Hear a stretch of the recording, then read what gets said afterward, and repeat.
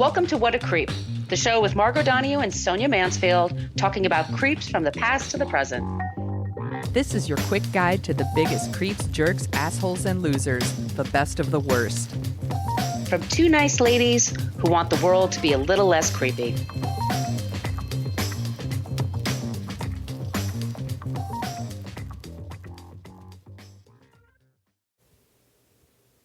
Welcome back to What a Creep. This is Margot Donahue, and my cohort in creepitude, as always, is the amazing Sonia Mansfield. Hey, Sonia. Hello, my awesome friend. Hello, my awesome friend. We are the show that talks about creeps from the past to the present. We have a present-day creep, and unfortunately, very newsworthy, and you'll figure out why as we get into it.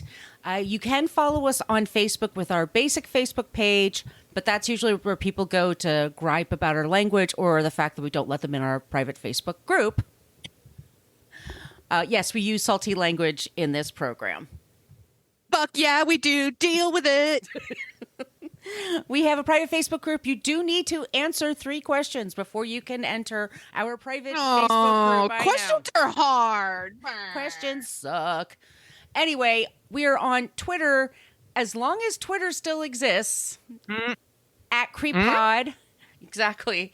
And we're on social media. We're on Instagram, we're at What a Creep Podcast. And we also have an old-timey email, whatacreeppodcast@gmail.com. That's where you can send us your suggestions for creeps and for non-creeps. All those places you can do that. But if you would like some stickers anywhere you are on the planet of Earth, you do have to be on Earth.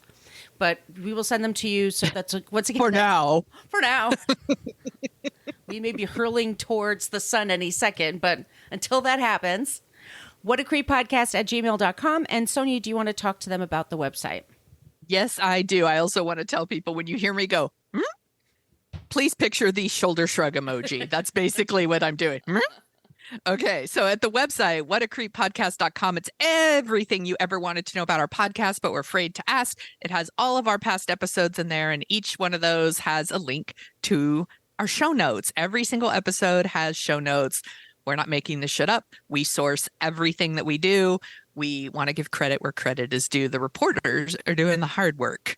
We're just compiling it in a nice little story for you. There is also a link to our merch shop where you could get t-shirts and tote bags and journals and face masks. And sadly, maybe next year never goes out of style. You could get that one anytime you want. There's like Sonia with pink hair and Sonia with orange hair. And there's all kinds of fun stuff. Do it.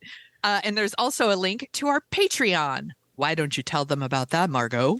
Absolutely. Patreon. That is the place if you want to support this show on a monthly or yearly basis. We put out 2 bonus episodes a month. We have our first 5 seasons there. And then we also put out a newsletter every month. And we want to thank the following people: Claire, Evie, and Christina, all of you for joining us in the last month. Thank you. For re-upping your subscription. We totally appreciate that. And as Sonia says, it goes to pay for the subscriptions to all the news services and also just for the software and the hosting of the show. We really appreciate all. And when we say hosting, we don't mean you're paying us for hosting. We mean the actual sound file. We don't mean in the sci-fi kind of way. We're a big pod and we suck people into it. Though that would be pretty awesome. One of us. And we also just want to say, please follow us on social media. It really helps us to find our people. Also, if you could leave us a review in iTunes or wherever you get your podcasts. Yes. Be sure to subscribe. But if you could leave us a review, they're just a few stars. That'd be amazing. Once again, it all helps us find our people. And we want more people to come join us on this journey to make the world a little less creepy. Exactly. Right? Right. God damn it. We just want the world to be less creepy. God damn it. If you are new to the show, hello. One of us comes up with the creep, and it could be a person, place, or thing, or it could be an event or whatever. And the other one is then challenged, tasked, whatever, to come up with a non-creep. So I think it's going to be a nice balance today, and it helps you feeling a little less hopeless about the world. And like I said, the news ain't great every day. I mean, there's been some perks lately. Yes, there has. The We should do indicament that the president Yeah, got. the indicament. He's been indicated, y'all. He's been indicated. Anyway, Fucking- this is not about that. Well, it is kind of about this asshole. But Sonia, do you want to talk about our creep today? yeah. We're going to talk about Wayne LaPierre. So if you don't know who, actually, let's start with this because I almost forgot last time. Yeah, Sources for this episode, everybody. ABC News, The Atlantic, BBC, Giffords Law Center, The Guardian, NBC News, The New York Times, The New Yorker, PBS's Frontline, and Gun Down, The Power of the NRA. Vanity Fair had an excerpt from the book Misfire, Inside the Downfall of the NRA, which I also took a look at and got a ton of personal stuff about him that I didn't know. And of course, our good friends at Wikipedia. So, trigger warnings. There's gun violence, y'all, because this guy is the CEO of the National Rifle Association, and that gun violence involves, men, women, children, sadly, and even elephants. So please take care of yourself. Me too. I'm a big elephant person. This guy is garbage. So Wayne LaPierre is the CEO of the NRA, the National Rifle Association. He's the man who made the NRA the most powerful lobbying organization. It is very powerful. He's the man who said that the only thing that stops a bad guy with a gun is a good guy with a gun. He's the man who blames mental illness, video games, and movies every time there's a mass shooting in this country, and I'm talking about the United States. So in other words, this prick is quoted in the media pretty much every fucking day. It's an organization that doesn't give a shit about life. It's helped really turn this country into a worldwide disgrace. Whee! Wayne LaPierre is a greedy, selfish prick who manipulates the public discourse on guns to keep those donation dollars flowing into the NRA. Seriously, fuck this guy. Fuck this guy. Let's start at the beginning. Wayne Robert LaPierre Jr. was born November 8th, 1949 in Sandusky, New York. Sandusky? Sure. I can't see it. Let's say that. Okay. But he was raised in Virginia in a firearm-free household by his parents, Hazel and Wayne Robert LaPierre Sr., who worked as an accountant for the General Electric plant in that area. He graduated from Patrick Henry High School, where he didn't have to worry about school shootings, and attended the Roman Catholic Siena College, where his father graduated from, where he also didn't have to worry about school shootings. Must be fucking nice. He didn't serve in Vietnam like a lot of men his age. No shade, but, he did receive a student deferment and then later a medical deferment, which is not known what his medical deferment was, just saying. So he never served in Vietnam. If he hadn't gotten into being a soulless ghoul for guns, Wayne might have gotten into teaching, believe it or not. Wayne had a soft spot for children and actually worked as a substitute special education teacher in New York for a while. I know, I couldn't believe it. But in 1973, he started a PhD program at Boston University, but he dropped out to help a Democrat, that's right, a Democrat, run for the Virginia state legislature. Few years later, he did graduate from Boston College. Sorry. Oh, yes. Schenectady, New York. Schenectady. Schenectady. Thank you. Sorry, that was going to drive me nuts. No, thank you. Everyone knows I can't pronounce shit. That's okay. Okay. He did eventually get a master's degree in political science. So he's got that. So just to point out again, our good friend here, Little Wayne, he's not little, by the way, he's like 6'2", but whatever, was originally a Democrat. He and by the way, the NRA, like a substantial population of that organization originally was Democrat. He declined an offer to work for Democratic House Speaker Tip O'Neill, and instead he got his job at the NRA. So this is where I want to get into a little history about the NRA, just so people know what we're talking about. Because if you don't live in this country, you're probably like, what the fuck? So here we go. The American NRA was actually modeled after the British National Rifle Association. Ours was founded in 1871 by like a couple of Civil War veterans. And it was a recreational group designed to, and this is a quote, promote and encourage rifle shooting on a scientific basis. So really what it was about was marksmanship, Oh, okay. like target shooting, and like instructional programs, also known as gun safety. So there was a passage of a National Firearms Act in 1934. That was one of the first like federal gun control laws in the United States. And the NRA, after that, formed like a legislative affairs division, not to fight the act, by the way, just to help their members understand what the laws were. Okay. It wasn't to be shitty. It was just like, hey, let's make sure we're obeying the law. Let's not be dangerous. So they formed this thing so that they can inform their members. There was the leader, the president of the NRA, this guy named Carl Frederick, actually said in a congressional hearing, I have never believed in the general practice of carrying weapons. I seldom carry one. I do not believe in the general promiscuous toting of guns. When was this? 1934. Wow. I think it should be sharply restricted and only under licenses. This was the NRA, y'all, in 1930s.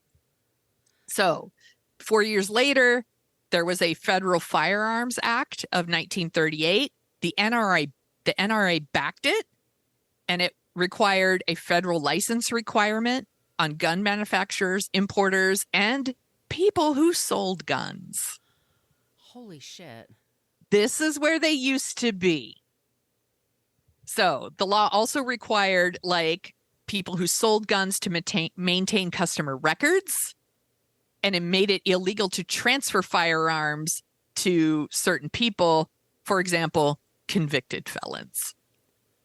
Imagine that. What? Guess what? So all this happened, and I just, spoiler alert, everybody, it wasn't the end of democracy, and no one came for your fucking guns. It was just basic common sense shit. How refreshing. Right.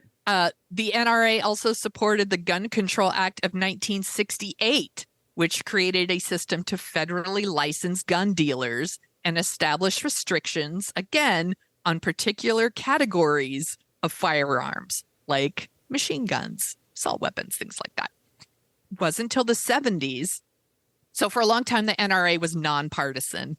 But in the 70s, let me backtrack. They were nonpartisan, and they mainly focused on like sportsmen, hunters, target shooters. Mm-hmm. Like it wasn't about like, I need to take my gun into Starbucks to feel safe. That wasn't their jam. But then in 77, the organization started getting into political issues and forming these coalitions with conservative politicians, and most of them Republican. And if you want to guess why, it's the same reason that evangelicals started cozying up to conservative politicians and made abortion and gay rights their big issue, which we talked about a couple episodes ago. It was about fundraising and money, and these were issues that got people to give money. So in 1977, which is, by the way, when Jimmy Carter became president, they formed their own PAC, their Political Action Committee, to channel funds to legislatures. This is when they start paying representatives and Congress members to like fight for gun rights, because guns deserve rights, apparently. And now the current NRA lobbies heavily, very heavily, against like all forms of like any kind of like gun regulations. They argue that more guns make the country safer, which is provably false. They're all about like open carry laws, which if you don't know what that is basically just to allow people to carry their guns around. They're just walking around Target with their fucking AR-15 strapped to their bags. There's so many pictures you could find, and they're not yes, deep fakes. I mean, this is seriously. Yeah. Yeah. And just to be clear, because a majority of people in America support gun safety regulations. They support some sort of gun control, but there is a very vocal, like, trolley component of gun nuts. And the NRA doesn't make their money if they don't rile up their base. Right. So, again, a majority of Americans don't agree with this, but the NRA funnels a ton of money into politicians, and the politicians vote the way they tell them to. Mm-hmm. That's what the politicians don't even represent. They're supposed to represent us. They clearly don't. It's fucked up. So the NRA has about 3 million members. They'll tell you they have like 5 million, but the truth is they have like 3 million. And some of those members are pretty famous. We've got failed vice presidential candidate Sarah Palin. Mm-hmm. We've got pedophile / rock star Ted Nugent.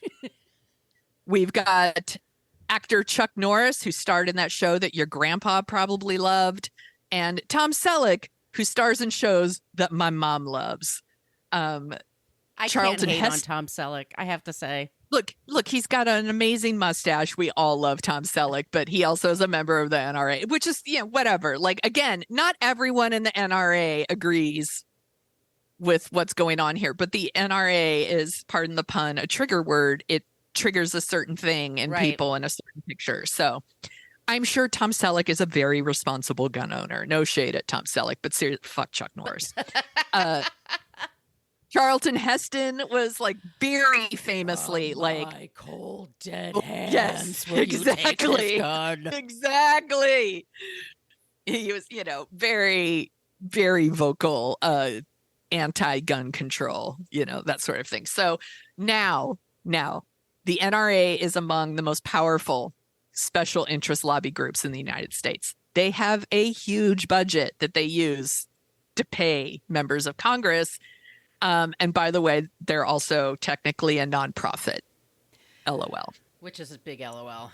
It's my favorite thing. If you're wondering if Sonia has a theme this season on What a Creep, it's things that pretend they're nonprofits so that they don't have to pay taxes. That's my favorite thing right now, and the NRA is one of those.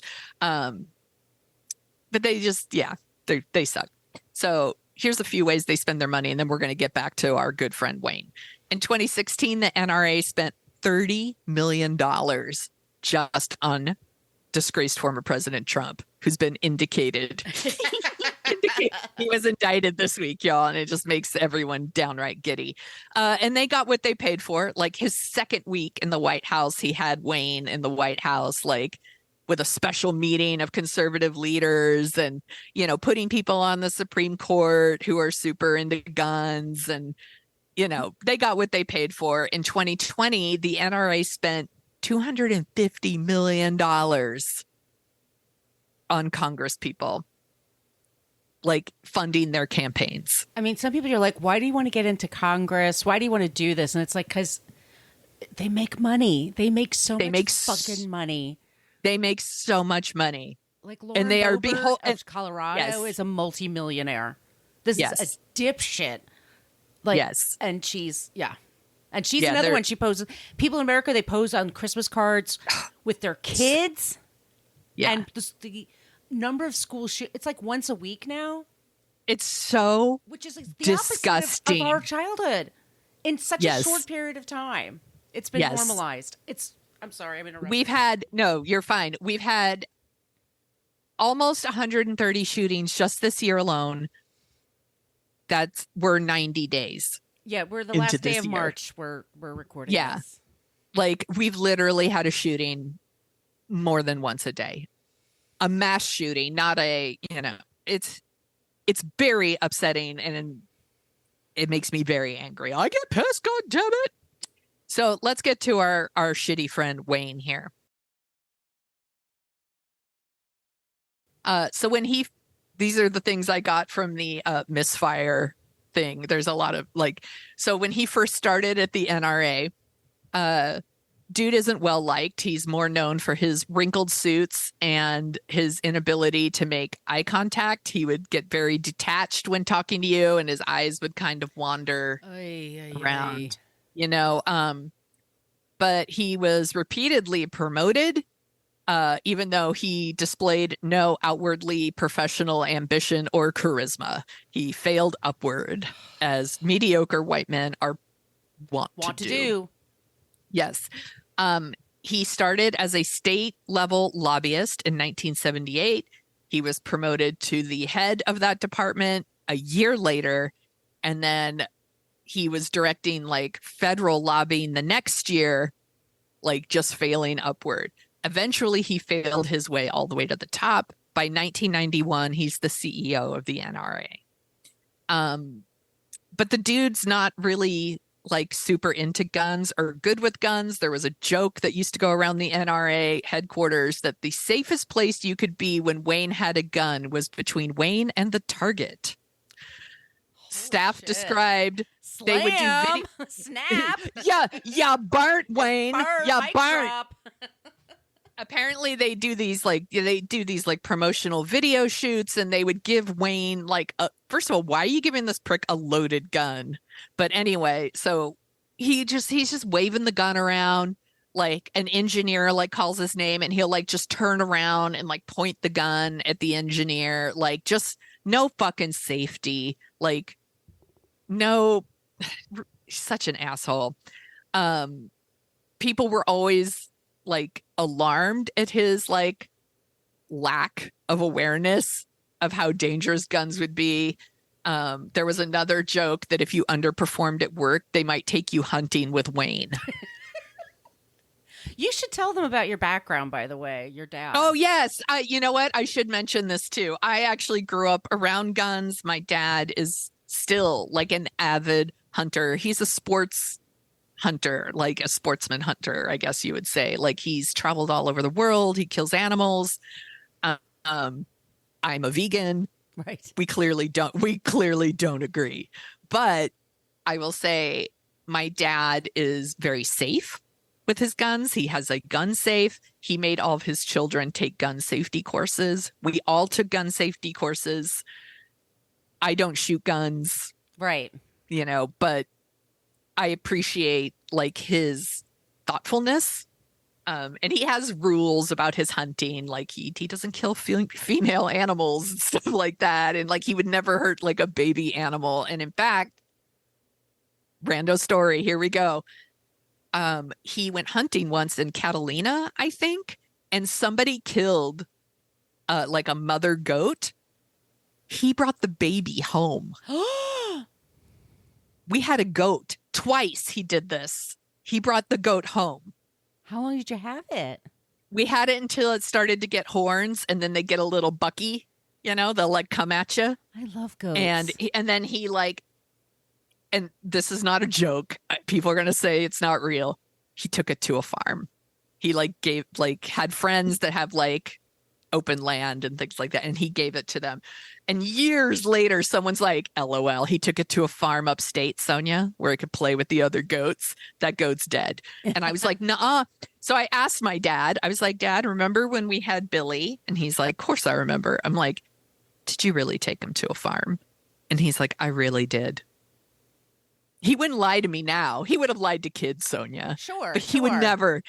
He wouldn't lie. Now he'd be like, no, I totally killed the goat and tried to make you kids eat it or something. Like he wouldn't. The goats went to live on a farm, y'all. I swear to God. It's a thing that happened. But I want to say, too, like my mom grew up, my grandfather was a shooter. Yeah. He would take care of the land on these properties, like for the Pratt family in Long Island. And Mom said there was like a gun cabinet in like one of the bedrooms. Yeah. And same thing, like there was all this safety involved. And my mom was a really good shoot, apparently. Like she liked this. My dad was never into it. My mom was really into kind of handguns or rifles. She liked to shoot them, but safety first. Yeah. You know. Exactly. We're not saying no like, guns. We're saying, like, just fucking be safe, man. Yeah. And you don't need to take that shit into Target or Starbucks. No, Come and on. you don't need weapons. You don't need military grade weapons. That's what we're saying. Exactly. If so, then I want a tank, or I want one of those over the shoulder bomb things. I want a Terminator? rocket launcher. Rocket I want a launcher. rocket launcher. Okay.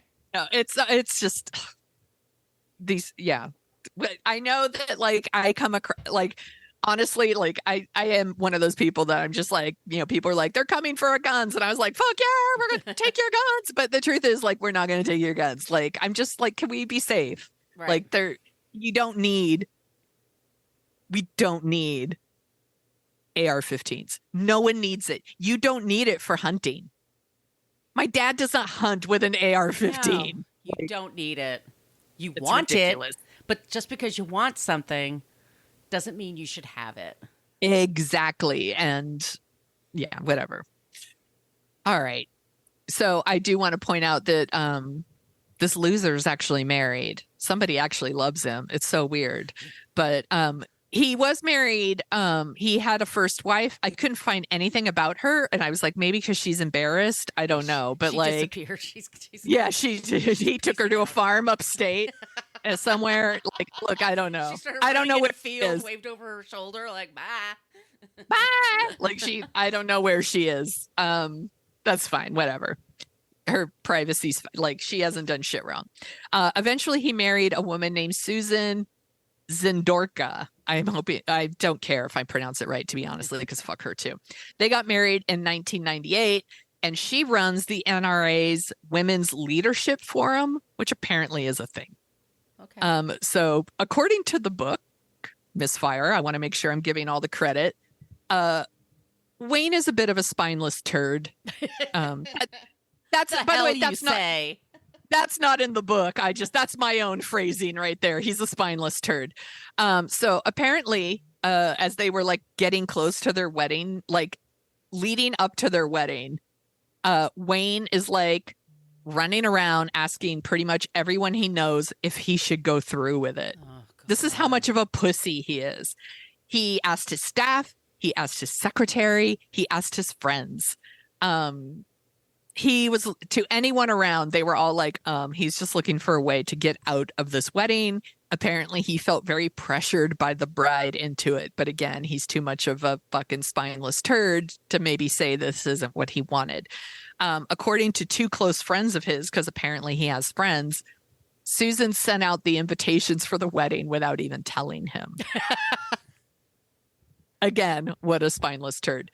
He went through with the wedding because Susan and the priest told him to. They describe him. These are friends, by the way, who describe him as a I can picture him in confession. You know, forgive me, Father. I don't think I should do this. He's like, fuck you. Fuck you. You are going through with this wedding. I put on the special collar. We're doing this. Fuck you. These are his friends describing him. He's a remarkably weak-willed man. Can be counted on to yield to any demand if it's issued strenuously and loudly enough. And can you picture him in meetings with Trump? Exactly. Bullies like Trump, you know? Yes. Which honestly means his demeanor is not well suited for leading something like the NRA. Like, he just kowtows to whoever yells the loudest. And yeah, but who gets that? I mean, this spineless little dweeb and the kind of power he has. Yes. And he probably doesn't even really appreciate. I mean, maybe he appreciates it on one level. He feels entitled to it, but Christ on a cracker, like how many people's lives are affected because of him? Yes. The best description I read came from a former NRA board member named Wayne Anthony Ross. I want to give him credit because he says that Wayne has the, quote, backbone of a chocolate eclair. Ooh, now I'm thinking about a chocolate eclair. No, that makes me hungry. So Wayne started to try to stand tough around 1995, and here's why. So in 1995, there were a couple of like big events that involved guns. So there was Waco, which, by the way, there's a documentary on Netflix out right now if you want to watch it, about Waco, Texas, and Ruby Ridge. And Wayne issued this statement through the NRA PR office that was like, described federal agents as jackbooted government thugs who have the power to take away our constitutional rights, break in our doors, seize our guns, destroy our property, and even injure or kill us. And then President George H.W. Bush was like, fuck you, and like resigned from the NRA. And then Lil Wayne was like embarrassed. He's like, I made the president mad. So he went on Larry King and he's like, I'm really sorry. I didn't mean to offend anybody. You know, I apologize. And then this very vocal component of NRA, like influencers, if you will, were like, he's weak.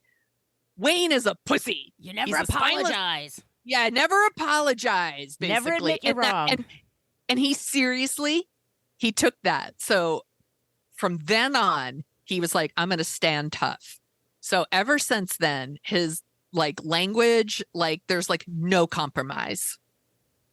No compromises on guns, on gun legislation, like all these, like, again, we have mass shootings in this country almost every fucking day. And this prick issues a statement like every time that is just like, we need more guns. It would be safer if we had more guns. That's his thing every single time.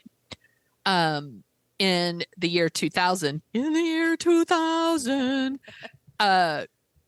this prick Wayne went on TV and said that then President Bill Clinton allowed a certain amount of gun violence because he just wanted to start taking away our guns and like push for gun control.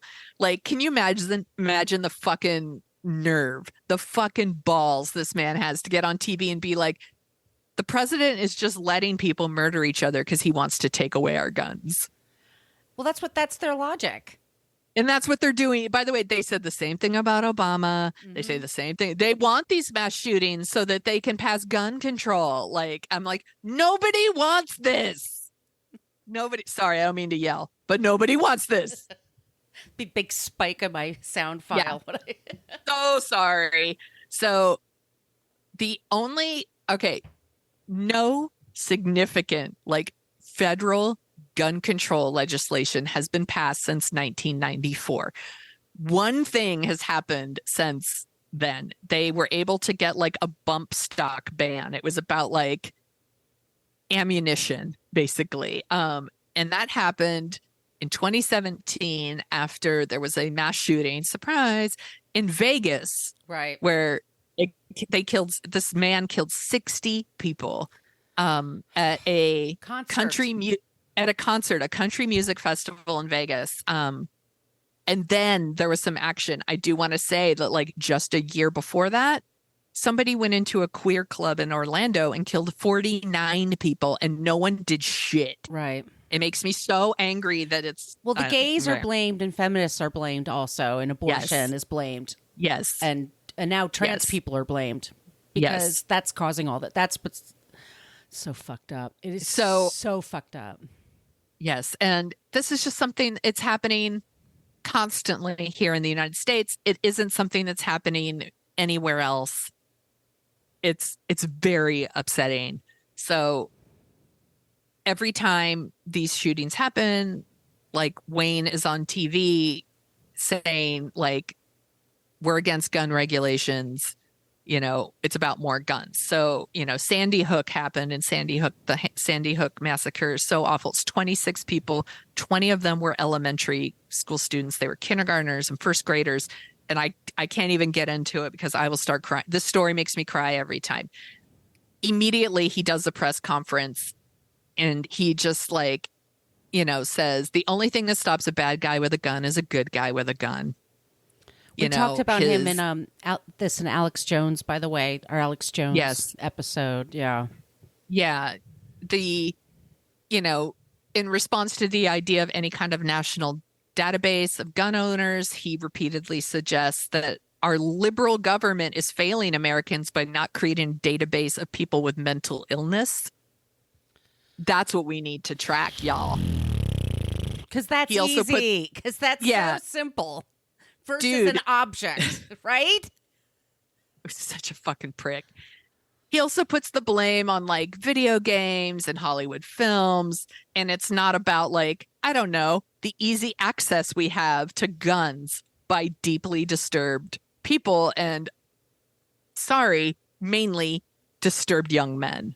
Like, Also, that's the thing. There's a lot of family annihilations that are happening because, Yes. the disturbed guy breaks up with the woman, or she tries to leave him or whatever. Yes. And then easy access to guns. Yes. And what's sad is a lot of these women who are murdered by the men in their lives are women who said something, tried to report things, tried to get restraining orders, and things are not happening. And these people are able to just walk into like a fucking gun show or whatever and just buy guns. And it's awful. Yeah. It's just fucking terrible. And what these automatic weapons make a body look like when they're done. I mean, if people saw it, I mean, it's just, like you said, it's not for hunting. It is for destroying. I know. They can't, I'm sorry. they can't even identify these kids. No. After these, they can't. And they're like, their ideas now of like, they're gonna like, well, we should start fingerprinting children or whatever. And I was like, are you fucking kidding me? Like, let's not control guns. Let's just figure out a way to make it easier to process a crime scene. Yeah. Like, let's fingerprint children. Let's buy them fucking backpacks that are bulletproof. Fuck this shit.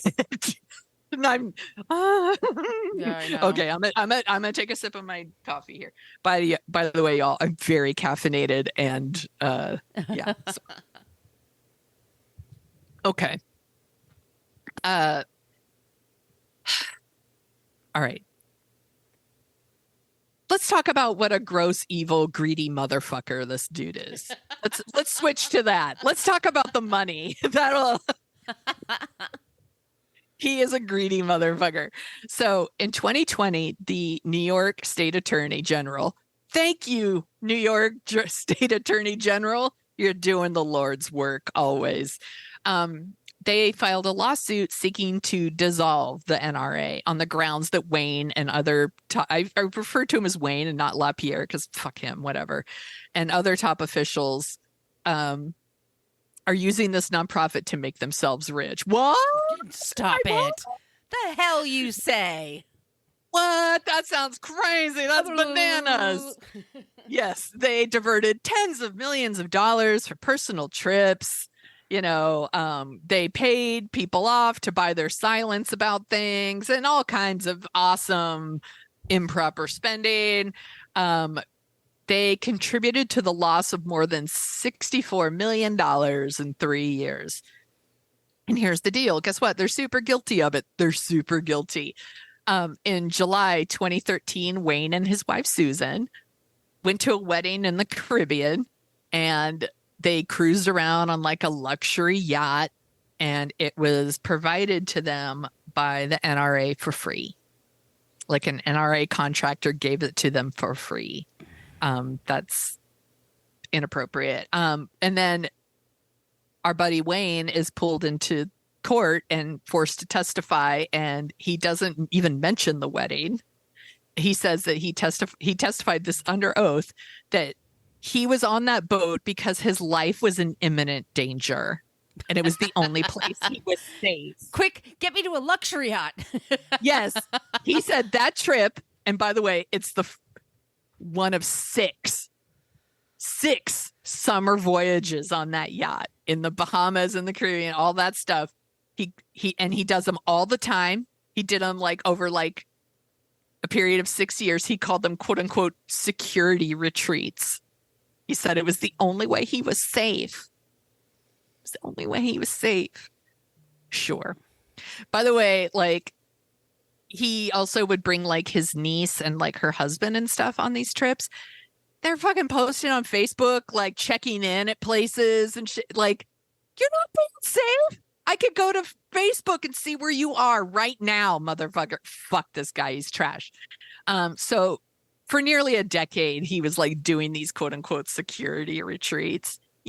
Quick, get me to the Bahamas. It's the only place I'm safe. Running up the gangplank in a crouched position. Yes, exactly. He failed to list these yacht trips on their like internal disclosure forms, which the organization rules state that you're supposed to do, and also like the law says you're supposed to do. He finally started filling out those forms the same day he was scheduled to testify before a judge. Like the day of, he's like fucking trying to do his homework. Like such an asshole. That niece that he brings with him on all of his trips, he also hired her to work at the NRA, and she would get all kinds of like perks that the other people in her position didn't get. Like she would fly in private jets all the time. And he in court again, so he's like under oath, he's testifying that she was an essential employee and that everything that they spent on her was for legitimate business purposes. And like former staffers would testify and they're like, nah, like, and they testified that like she would occasionally show up. She would do like menial tasks like ordering flowers. But most of the time they couldn't even find her. They couldn't find her. And then they get a job like this. It's so good. This is why flowers. I can order myself flowers. This is why work. This is why I went over my word count, because I couldn't include this kind of like stupid shit that I think is so like, it's so stupid. So they could never find her. People testified in court, like at an event that she was supposedly working, they could just never find her. They could never find her. And at one point they were told she was unavailable because she was doing a private photo shoot with her kid by these two photographers who work for like the NRA's public relations firm. Like, whatever. There's just like multiple stories of like Wayne flying his niece and her husband to events on a private jet, claiming his niece worked these events, and then people like who worked the event going, LOL, no, she didn't actually work that event. She just got a free trip. Exactly. Like at one point he spent like $27,000 on a private jet to fly her from like Dallas to Orlando. He used a private jet to pick up her husband in Nebraska and bring him to Vegas so that he could watch her child so she could work. But she didn't work. And then flew him home on a private jet. Dude, take Southwest like the rest of us. Take JetBlue. So anyway, Wayne, he just, again, all the time with the private jet, like flew his wife around in the private jet from Washington to Orlando. They'd stop in Nebraska, like pick up the niece and like the little baby. And it's like, that's almost like $80,000 right there. He would often like take private flights to the Bahamas, to and from the Bahamas, to feel safe. He would constantly like submit receipts to be reimbursed for gifts. Like he would buy Christmas gifts for his staff, his friends, and submit the receipts to like be reimbursed. His friends, he used the NRA money to pay for shit for him to do. Like he went to fucking NASCAR because of course he did. He went to country music shows. He even expensed medical visits. He billed the NRA for hair and makeup for his wife. He used one makeup artist for like one event, paid her like $16,000. I'll do that. Yeah, right. I'll do your wife's makeup. So in 2021, in federal bankruptcy court, he acknowledged all of it. He said that he secretly had taken the NRA into bankruptcy, and he hadn't even told the board of directors or whatever. Like, and then under questioning, he didn't know that the personal travel agent the NRA had hired, like, was charging a 10% booking fee on top of everything. So that travel agent was making $26,000 a month just off the NRA. Holy shit. I know. He didn't know that like one of his like former top people had arranged for his wife to be hired by the NRA. And then that her compensation was then being billed back to the NRA. Like he didn't. one of his personal assistants took $40,000 from the NRA to pay for her son's wedding. Oh my God. And he didn't. And when he found out, he still didn't fire her. He was like, yeah, "What are you she's going running to from do?" the boss. Yeah. Right. It's free money. You would to all think them. It's free money. He admitted all of this in court. What an asshole. Still didn't get fired. Dude's not fired. He still leads the NRA.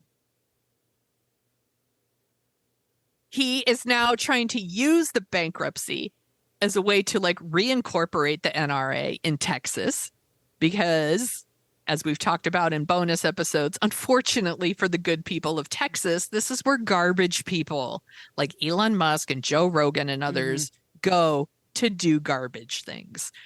So recently, the New York State Court ruled that the Attorney General cannot dissolve the NRA, which that's too bad. Yeah, but they can appoint an independent monitor to oversee the NRA's finances. Bad news, Wayne. And they can and the NRA can collect a whole bunch of like millions of dollars back from Wayne. So he could lose millions that he has to pay back to the NRA, which I honestly, fuck this guy. The fact that he doesn't get fired again. Honest to God. Again, seriously, if I expensed like a fucking book that wasn't covered for expenses at my company, I would probably be fired. But He'd like be this called guy, into HR for sure. yeah. Yeah, this dude is now still running this organization. It's fucking bananas. One more thing, because I did mention the thing about the elephants. So last year, a video came out of Wayne, like, from a hunting trip in 2013. He walks up to an African bush elephant and he just shoots it. Point blank. Just shoots this elephant. Now, I would never watch this video because I would never stop crying. No, I can't. But from what I understand, African bush elephants are like one of the two remaining African elephant species. Like, they're not plentiful, let's just say. You know, they're almost extinct. Like, they're not like on the list, but they're like almost. It's very upsetting. His wife Susan then like had like the feet repurposed for stools and umbrella stands and even a trash can. They turned this elephant into a trash can. These are garbage people. It makes sense. Yes. And all the while, by the way, this was a trip, again, paid for by the NRA that is a gift from a donor. And so they do this trip. They turn this elephant into a fucking trash can, which boggles my fucking mind. And then, but they also wanted to erase the paper trail for it. So like they do all these things where they don't use their real names and all that so that people wouldn't find out, but it came out anyway. So seriously, fuck Wayne LaPierre, fuck his garbage wife, and fuck the NRA. That's our creep. Oh my Wayne God, LaPierre Sonia. and the NRA. I didn't know about so much of that stuff. Same. This man is fucking evil. He's evil. He doesn't give a shit. No. He doesn't give a shit about human life, about anything. It's about money and him just trying to live like his life and do his he doesn't care. The rest of the world could burn. Yeah. Garbage person. All right, let's cleanse this podcast for a quick second, and then we will talk about our non-creep.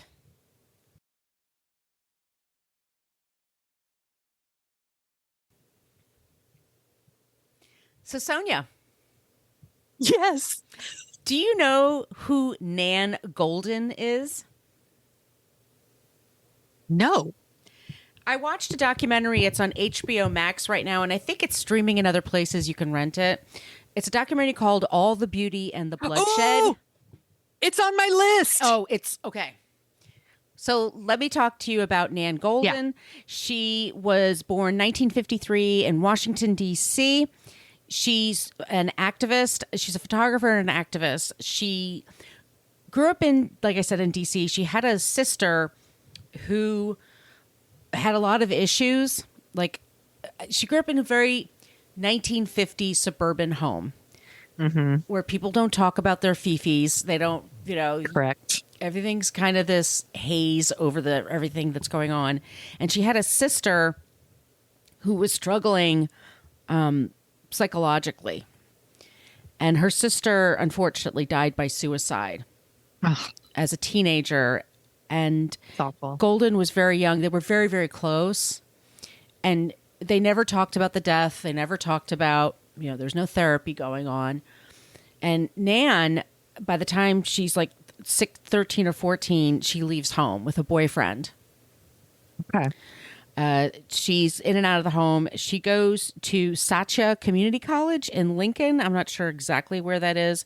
That's not the story, but she's as soon as I love this story because she said she started taking pictures. She said because it made her feel like she was a part of the world and she could see it, and she knew that someone could be taken away from you in no time. So pictures are like your chance to, you take pictures all the time. I take pictures all the time. It's like, it's just commemorating a moment. Yeah. And she just happens to come to New York City, first in Boston, and then she moved to New York City with her boyfriend. And this is like the late 60s, early 70s, when there's this whole movement of artists and gay culture and all that going on. And so she spends the 70s partying, meeting lots of cool people. By the late 70s, she's working at, there's a bar in Times Square where people would just hang out for hours, like 2, 3, 4 in the morning. And it was kind of the safe space for women to go to, for gay men to go to, for just people to hang out. They would play rap music way before anybody was playing rap music. They would make, her whole thing was she did these slideshows, and she would put on, and she would do a different show every time and put it to different music. She's a photographer. She's got shows all over the country. She got some success early 80s, but she also faced a lot of sexual politics of men saying like women can't be artists. Women can't open gallery shows. Nobody will show up for a woman. And she knew Warhol. She knew all the Warhol people. In the 80s, her friends started dying. They started getting AIDS and they started dying. So she was one of those people that she took tons of photos of the crisis, of people as they were deteriorating, of people in their element when they were younger and then aging, just in a couple of years and dying on her. Her best friend died when she was 40. So awful. It's awful. I mean, there's a whole generation of choreographers and actors and stuff that just were taken out. In the mid 80s, she was dating a man and they had a very charged relationship, very sexually charged relationship. And so they kind of stuck together. That was sort of their glue. And after a couple of years, it turns out he's a very depressed guy. He's not really motivated to do things. She's the one that's like doing her thing. She's a bartender. She's a photographer. And this guy's kind of a layabout. And he one day just explodes on her and beats her up. And her friend rescues her. And she said her artwork was at a studio because she was going to put on a show the next day, and she decided not to bring it home with her. She says if she brought it home with her, he would have burned it to the ground. Like, it was all trying to destroy her. She took pictures of herself as she was recovering, and it's a book that's called The Ballad of Sexual Dependency, and it's a lot of it's about like sexuality in the 70s and 80s, and it's about excuse me, being a battered woman and putting a face on it. Yeah. And she started helping women, and it was helpful to women to see this, somebody to kind of like, this is what happened to my face. This is what my boyfriend did. She breaks up with him, by the way. Yeah. Thank you. But she learns, so there's the post Stonewall, there's gay culture. This is when ACT UP is really a big San Francisco and in New York. Yes. And they had the ACT UP movement was very performative. Like, they would do these mass grave sites on the White House, like in front of the White House, or it was like people were activated to be like, this is the toll this is taking. And she was a part of it. She took the photos. She went to the meetings. She was really passionate about this. And then she's getting a bit older, and the ACT UP thing goes on, and she becomes she's a legendary photographer. Like I said, she's had shows all over the world. She gets an issue with pain. She's had some drug problems in the 80s, and she went to rehab, but she had a medical issue where she developed pain, and the doctor started prescribing her OxyContin and said, you need to take this every 4 hours, every day. Okay. Don't let the prescription go. Just keep taking it. And this is a person who had addiction issues, and she said, "Well, this is addictive." Like, oh no. And soon enough, she's addicted. Yeah. So, long story short, she gets clean, and she finds out that the biggest promoters of this drug are the Sackler family, which is, we'll do an episode about the Sacklers. Believe me, they're on the list. There's Dope Sick was a great show about it. And she just forms a group called PAIN, Prescription Addiction Intervention Now. And she's in New York City. And she's getting people together, and they're like, where can we get them? Because the NRA, you can't get them. They're proud of who they are. The Sacklers just are such mysterious people that you can't get to them. You know what they look like, barely, or whatever. But they have their names everywhere on museums around the world. Yes. And I've seen it. I've definitely seen it out and about. And I'm like, are you fucking kidding me? And Nan was enraged and started. So she got these people together and said, we need to protest these museums. Like, they're going to have a cocktail party, everybody go. And then we're going to all pretend we're dead on the floor, and we're going to like this. And they start doing this. And within 4 years, the Sacklers' name started to be taken down. Like, all these places, the Metropolitan Museum of Art in New York, they were huge. Yes. But all these major museums around the world started following suit. Like, it wasn't just enough to not take, they first started not taking their money, but then they started taking the name down. Yes. And that hit them in the balls, because that was their whole thing, is that, we're so good for the community. We give so much. Yeah. This was their attempt to legitimize the shit they do. Right. It's like, isn't it in Godfather 3? He wants to do all the shit for the church to make up for all the bad shit he's done. Like, this is what they think they're doing. Right. It's also the same with the Rockefellers. But you could say they had a monopoly and they crushed their competition. But don't you love our museums and our libraries? Yes. I kind of do. So, but I won't lie. But that was sort of the thing. Like, okay, we do some shitty things, but we also do good things with our money. So they were almost kind of quaint in that respect, because a lot of business just plain old don't give a shit. They're not going to. Yeah. So anyway, that's where we are. So it's a documentary. It's terrific. It's called All the Beauty and the Bloodshed. I think you can rent it on YouTube. And she's so cool and interesting, and such a great example of just using your best instincts and the things you learn in life and just applying it over and over again to help other people. And that's her whole thing. She just wants to help other people. That's such a good pick. Yeah. So it's Nan Goldin, everyone. Good job, Margot. I think that documentary was nominated for Best Documentary at the Oscars, and then I saw it was coming and I put it on my list. Was it nominated? I don't know about that. Or maybe it was just a contender, because I definitely had heard of the documentary and then saw it was popping up on HBO, and I was like, dink, put that on the list. She has collections, Art Institute of Chicago, Getty Museum, the Guggenheim, the Metropolitan Museum of Art. I mean, she's a big fucking deal. So when she shows up at a museum and says, take this shit down, people listen. So that's awesome. Her, right? It's awesome. All right. You know what else is awesome? Us. What? Us. If you like the sound of our voices, and if you stuck it this far, you probably do. We co-host a show called Dorking Out, where we dork out about movies. Sonia, what will be the next movie we are covering? Oh, it's baseball season, y'all. So we are going to talk about Major League. I'm super excited to watch this one again. Yes, I'm going to be watching it tonight. Did you already watch it? No, I'm going to watch it tonight.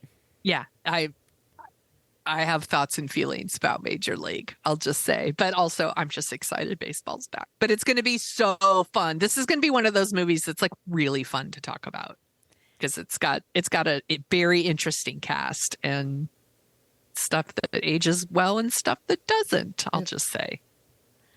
Very good, Sonia. All right. Ooh. When you I'm channeling the Watch What Happens guys when they talk about Real Housewives of New Jersey. Ooh. Anyway. Ooh. So please, if you have suggestions for creeps and non-creeps, follow all of those places that we mentioned before. We love it when you use the Annie Potts GIF. We got one from Ghostbusters, or just be clever. Sonia, where can they follow you? You can find me at thesoniashow.com and The Sonia Show on Twitter and Instagram and the TikTok. Where can people find you, friend? You can find me at Brooklyn Margot on Twitter, as long as that still exists. Instagram, it's at Brooklyn Fit Chick.